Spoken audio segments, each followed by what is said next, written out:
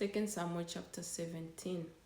Ahithophel said to Absalom, I would choose 12,000 men and set out tonight in pursuit of David.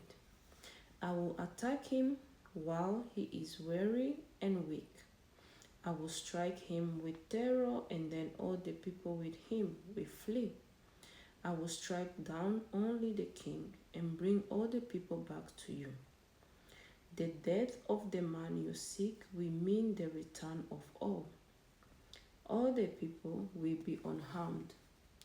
This plan seemed good to Absalom and to all the elders of Israel. But Absalom said, summon also Hushai the Archite, so we can hear what he has to say as well. When Hushai came to him, Absalom said, Ahithophel has given his advice. Should we do what he says? If not, give us your opinion. Hushai replied to Absalom, the advice Ahithophel has given is not good this time. You know your father and his men. They are fighters, and as fierce as a wild bear robbed of her cubs. Besides, your father is an experienced fighter. He will not spend the night with the troops. Even now, he is hidden in a cave or some other place. If he should attack your troops first, whoever hears about it will say, there has been a slaughter among the troops who follow Absalom.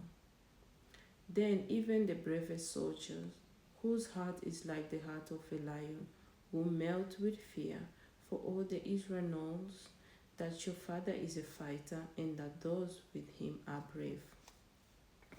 So I advise you, let all Israel from Dan to Beersheba, as numerous as the sand on the seashore, be gathered to you with you yourself leading them into battle. Then we will attack him whenever he may be found, and we will fall on him as dew settles on the ground. Neither he nor any of his men will be left alive. If he withdraws into a city, then all Israel will bring ropes to that city, and we will drag it down to the valley until not so much as a pebble is left. Absalom and all the men of Israel said, the advice of Hushai the Archite is better than that of Ahithophel. For the Lord had determined to frustrate the good advice of Ahithophel in order to bring disaster on Absalom. Hushai told Zadok and Abiathar the priest, Ahithophel has advised Absalom and the elders of Israel to do such and such, but I have advised them to do so and so. Now send a message at once and tell David, do not spend the night at the fort in the wilderness, cross over without fail, or the king and all the people with him will be swallowed up. Jonathan and Ahimaaz were staying at En-Rogel. A female servant was to go and inform them, and they were to go and tell King David, for they could not risk being seen entering the city. But a young man saw them and told Absalom. So the two of them left at once and went to the house of a man in Bahurim. He had a well in his courtyard, and they climbed down into it. His wife took a covering and spread it all out over the opening of the well and scattered the grain over it. No one knew anything about it. When Absalom's men came to the woman at the house, they asked, where are Ahimaaz and Jonathan? The woman answered them, they crossed over the brook.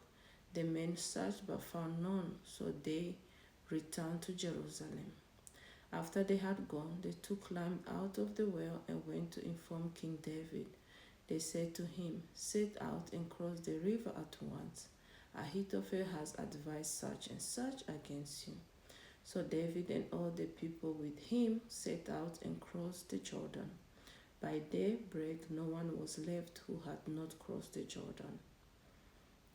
When Ahithophel saw that his advice had not been followed, he saddled his donkey and set out for his house in his hometown.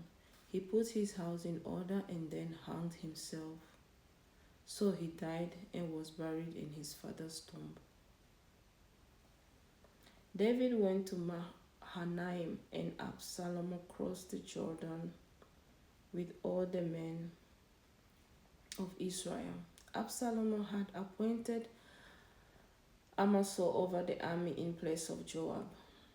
Amasa was the son of Jether, an Ishmaelite, who had married Abigail, the daughter of Nahash and sister of Zeruiah, the mother of Joab.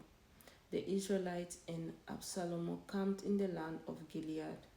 When David came to Mahanaim, Shobi, son of Nahash from Rabbah of the Ammonites, and Machir, son of Amir from Lo-debar, and Barzillai the Gileadite from Rochelim, brought bedding and boughs and articles of pottery. They also brought wheat and barley, flour and roasted grain, beans and lentils, honey and curds, sheep and cheese from cow's milk for David and his people to eat. For they said, the people have become exhausted and hungry and thirsty in the wilderness.